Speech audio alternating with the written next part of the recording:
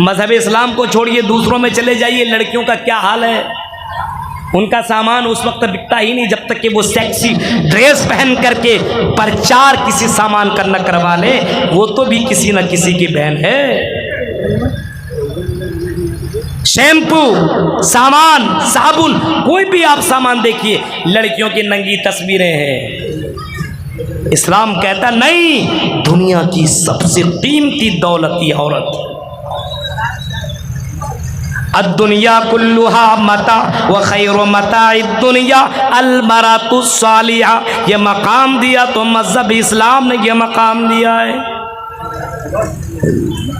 इस्लाम को छोड़ करके गैर मजहब को अपनाने वाली हो। ये इंदौर और भोपाल को जरा देखो, सोशल मीडिया के ऊपर जो तहरीरें दौड़ रही हैं, जो तहरीरें गर्दिश कर रही हैं, जरा उन तहरीरों को कभी पढ़ो।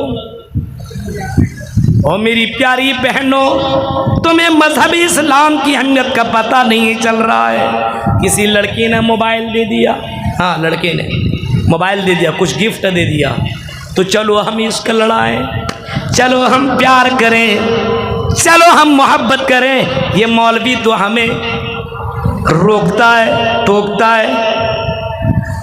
हमारा जिस्म हमारी मर्जी, मेरा जिस्म मेरी मर्जी।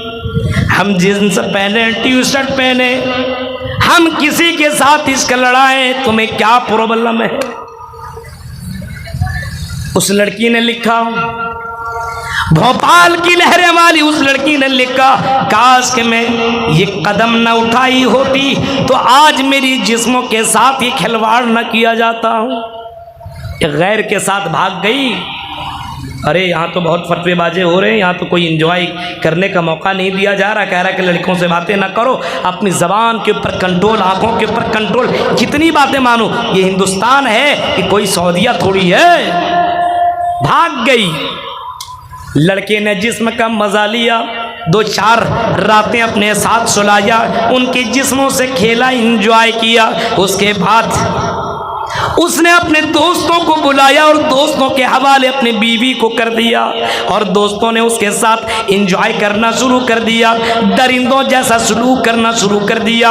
बाद में पता चला जो मकाम इस्लाम देता है औरतों को, वो मकाम कोई भी धर्म नहीं दे सकता है। मेरे भाइयों ज़रा गौर करो, मजहब इस्लाम ने वो मकाम दिया है औरतों को कि अगर आपकी बहन के ऊपर कोई गलत नज़र दौड़ाए, आपकी बेटी के ऊपर कोई गलत नज़र दौड़ाए, आपकी बीवी के ऊपर गलत नजर दौड़ाए, बताओ दिलों के ऊपर हाथ रख करके क्या तुम गवारा करोगे उस आदमी को जीने दिया जाए। इस्लाम कहता है अगर कोई आदमी किसी बीवी के साथ ज़िना कर ले, किसी बीवी के साथ गलत काम कर ले, अगर शादीशुदा हो तो ज़मीन के ऊपर गाड़ करके उसको मार दो, उसको ख़त्म कर दो, उसकी जिस्म से रूह को निकाल लो। मेरे भाइयों इतना सख्त कानून इस्लाम नाफिज करता है। औरतों का मकाम इस्लाम ने जो दिया है वो मकाम किसी भी धर्म ने नहीं दिया है।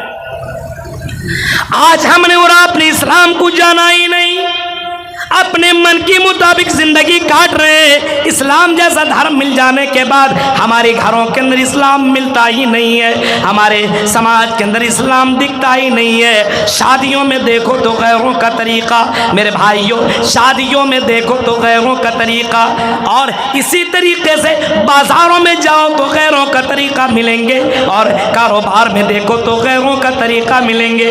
हमें मजहबी इस्लाम पसंद ही नहीं है, हमें इस्लाम के कानून पसंद नहीं है। क्यों नहीं पसंद है, क्यों नहीं इस्लाम तुम्हें पसंद है, जबकि इस्लाम अल्लाह की नज़र में सबसे पसंदीदा दीन है। इन्नद्दीना इंदल्लाहिल इस्लाम, अल्लाह की नज़र में इस्लाम से बढ़कर के कोई दूसरा दीन नहीं है, कोई दूसरा धर्म नहीं है। तुम्हें मजहब इस्लाम को छोड़ करके दूसरा धर्म तू जो अपना रहा है, और मेरे भाइयों क्या कभी तुमने सोचा है कि हम कितना बड़ा पाप कर रहे हैं। तुम्हें नबी का तरीका पसंद नहीं है। और नौजवानों और यहाँ बोरियों के रहने वालों, जरा अपनी शक्ल सूरत को देख लो, कभी कभी अपने चलने के अंदाज को भी देख लो, अपने खाने के अंदाज को भी देख लो, अपने पीने के अंदाज को भी देख लो, अपने बच्चियों के अंदाज को भी देख लो, अपने बेटों के अंदाज को भी देख लो, तो मैं समझ में आएगा ये मजहब इस्लाम के साथ खिलवाड़ कर रहे हैं, इस्लाम के नाम पर ये कलंक है।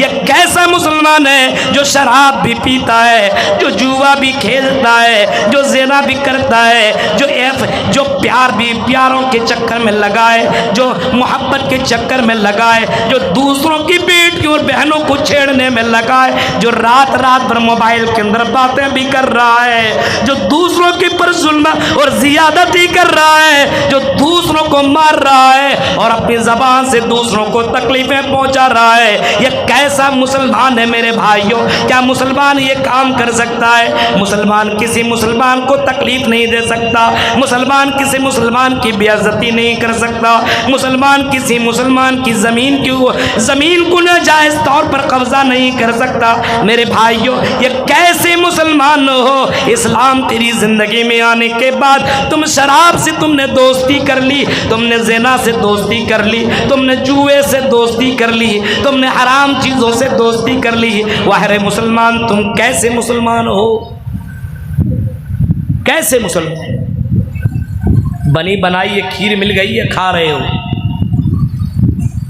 इस्लाम ऐसे नहीं पहुंचा है, बहुत मेहनत, बहुत ज़्यादा मशक्क़त, बड़ी तकलीफ़ों के बाद इस्लाम हिंदुस्तान और हमारी इस बोरियों तक पहुंचा है। दीनारिया औरत ने अपने भाई, अपने बाप, अपने शौहर और अपने बेटे को कुर्बान किया, तभी इस्लाम हम तक पहुंचा। हाँ, इस्लाम ऐसे ही नहीं पहुंचा है, कई लोगों ने अपनी जान की, अपने माल की कुर्बानी दी, तब ये इस्लाम हम तक पहुंचा है। मेरे भाइयों, हम और आप इस्लाम की अहमियत को जानते ही नहीं है। आज चंद पैसों में हम अपने इस्लाम को बेच रहे हैं। देख रहे बहुत से लोगों को आपने देखा होगा, एक चाय पिला दीजिए, आपका गुण और आपकी तरफदारी करने लगेगा, फौरन बदल जाएगा। एक चाय में बिकने वाली ये कौम बन गई है। इलेक्शन के दौर में देखिए कितने लोग अपना ईमान बेच देते हैं। मुझे वो हदीस याद आ रही है, बादिरू बिल्लामाली फितना का क़िताइल लैलिल मुज़लिम युस्बिहु रजुलु मुमिना व युमसी काफिरा औ युमसी मुमिना व युस्बिहु काफिरा यबीउ दीनहु बिअरज़िम मिनद दुनिया। एक ज़माना ऐसा आएगा, शाम में तो मुसलमान होगा लेकिन सुबह काफिर हो जाएगा, सुबह काफिर होगा लेकिन शाम में मुसलमान बन जाएगा। रात में दिखेगा, ये तो जलसों के अंदर मौजूद था, आलिमों की तकरीरें सुन रहा था, जमील अख्तर शफी की नज़ामत में बड़ी अच्छी तकरीरें भी वो सुन रहा था, कुरान की आयतें भी सुन रहा था। लेकिन मेरे भाइयों, ज़रा गौर करो, इस्लाम ज़रा गौर करो मेरे भाइयों, वो ज़माना और वो दौर आ चुका है कि रात में मुसलमान है और सुबह ज़रा देखिए, जैसे सुबह करे फजर की अज़ान उनके कानों से टकराए, अस्सलातु खैरुम मिनन नौम, तो नमाज उसकी ज़िंदगी में कोई अहमियत नहीं रखता, नमाज का उसकी ज़िंदगी में कोई मर्तबा, कोई वैल्यू नहीं है। ये नमाज मेरे लिए नहीं है, ये नमाज हमारे लिए नहीं है। हम तो दिल्ली, बम्बई, कलकत्ता में कमाने वाले हैं, हम तो यूनिवर्सिटियों में पढ़ने वाले, हम तो स्कूलों के अंदर पढ़ने वाले, हम तो कॉलेजों के अंदर पढ़ने वाले। चलो हम इश्क लड़ाएं, चलो हम प्यार करें, चलो हम मोहब्बत करें, चलो हम अपनी गर्लफ्रेंड से बातें करें। ये नमाज तो मौलवियों के लिए, ये नमाज तो मदरसा के बच्चों के लिए, ये नमाज तो मदरसा की बच्चियों के लिए, ये नमाज हमारे लिए नहीं है। और लोगों, इस्लाम की अहमियत को आपने समझा ही नहीं है, इस्लाम के मकाम को आपने जाना ही नहीं है। इस्लाम के मकाम को जानना है तो कभी कभी सुमैया के वाक़यात को भी कभी पढ़ लिया करो। सुमैया से पूछो ये इस्लाम का मकाम किया है, इस्लाम का वैल्यू किया है, इस्लाम की अहमियत किया है, वो सुमैया बताएंगी। जिनके जिस्म से कपड़े भी उतार दिए गए, जिनके सामने बेटा को भी बांध दिया गया, जिनके सामने उनके शौहर को भी बांध दिया गया, और अबू अबू जहल ने सुमैया की कपड़े को एक एक करके उतार दिया, नंगा कर दिया और चीख करके कहता सुमैया अब भी इस्लाम का इनकार कर दे।